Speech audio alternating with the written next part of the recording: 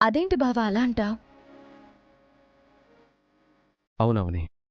సమాజంలో చాలా మార్పులొచ్చేశాయి. జనరేషన్‌కి మధ్య చాలా గ్యాప్ వచ్చేస్తుంది. దాని పవిత్రతను కాపాడే ఆడవారు, నీలాంటి వారు కొందరే ఉన్నారు. చాలామంది తాళిని జస్ట్ ఒక ఆర్నమెంట్‌లా మాత్రమే చూస్తున్నారు. నా మాటలు కొందరికి ఇబ్బంది అనిపించొచ్చు కానీ, ఇది వాస్తవం.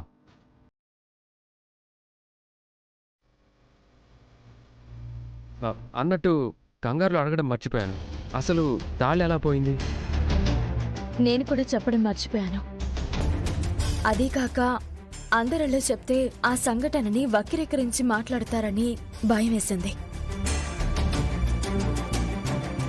పనుండి సత్య వాళ్ళ ఇంటికి వెళ్ళాను. సత్యతో వాళ్ళ అమ్మగారితో మాట్లాడి బయటికి రాగానే ఒకడు అటాక్ చేశాడు.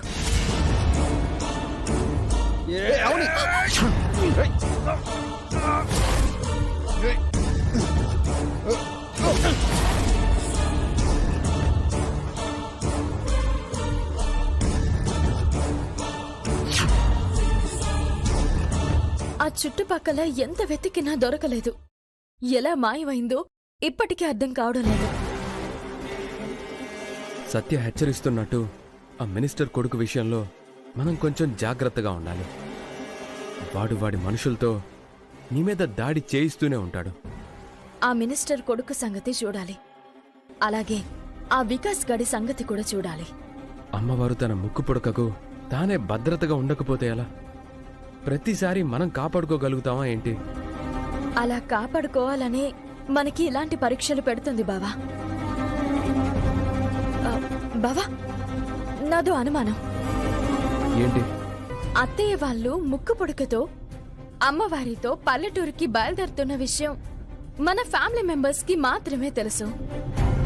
మరి ఆ వికాస్ కలా తెలిసింది? యూర్ రైట్ అవని. ఆ మెసేజ్ వాడికెలా చేరింది?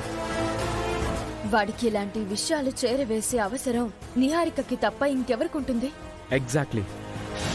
సో నిహారిక మూమెంట్స్ని కూడా అబ్జర్వ్ చేస్తూ ఉండాలి. వికాస్ గారు తప్పించుకోలేడు. ఏదో రకంగా పట్టుకొని వాడితో నిజాలు కక్కిస్తాను. నిహారిక కృష్ణన్నయ్యల పేర్లు చెప్పాడంటే గనుక ఇద్దరిని నేనే